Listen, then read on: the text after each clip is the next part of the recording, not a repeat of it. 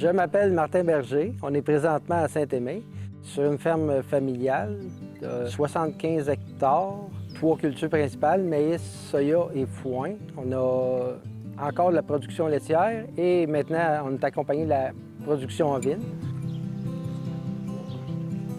On a installé notre première bande riveraine en 2018.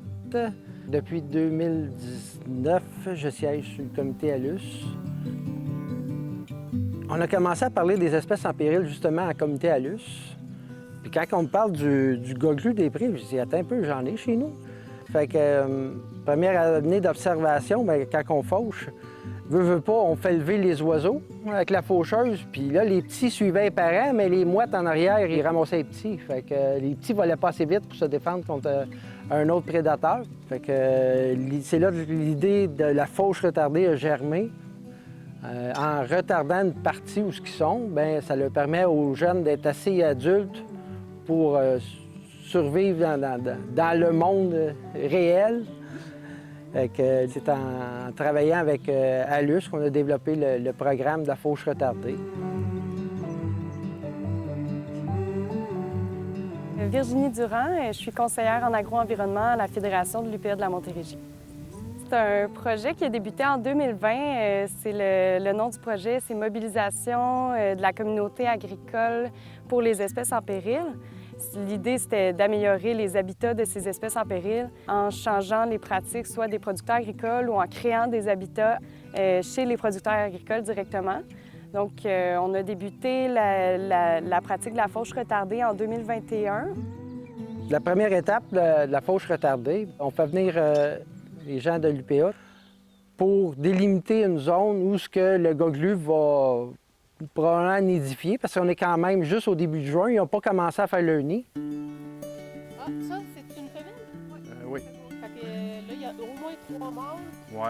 Je suis accompagnée de Paul Messier, c'est notre expert là, qui est capable d'identifier les oiseaux, le goglu mâle, la goglu femelle. Donc, il vient nous aider à délimiter cette zone de 1 hectare là, de foin qui ne sera pas fauché. Le goglu il est important en agriculture aussi parce que son aliment préféré, c'est la pyrale du maïs. Durant le mois de juillet-août, les oiseaux vont se transporter dans les champs de maïs pour se nourrir de la pyrale du maïs. La zone, c'est 1 hectare, mais le champ en a 9. Fait que je veux dire, c'est 10 du champ qu'on y laisse. Là. Début de juin, où c'est qu'on a délimité la parcelle, nous autres, on fauche le foin autour. Puis, justement, le fauchant de bonheur, bien, ça force le goglu à aller seulement dans la zone qu'on lui a réservée pour lui. Rendu à la 2e coupe, l'ornithologue va repasser pour confirmer que les petits sont bien et bien assez matures pour suivre les parents. Quand on fait la fauche retardée, ce foin-là ne vaut pas aussi cher que la première coupe et la 2e coupe de bon foin. Fait que la compensation vient, dans le fond, nous donner un petit cadeau. C'est pas pour faire de l'argent, mais c'est au moins, tu sais, pas perdre d'argent dans ça. Par contre, bon, c'est plate parce que des fois, il faut que tu ressortes de la machinerie juste pour faire 1 hectare, là, mais je me dis que je suis déjà gagnant parce que j'utilise plus d'insecticides parce que j'ai des oiseaux autour. Fait que c'est un ensemble. C'est pas juste la fauche retardée, c'est...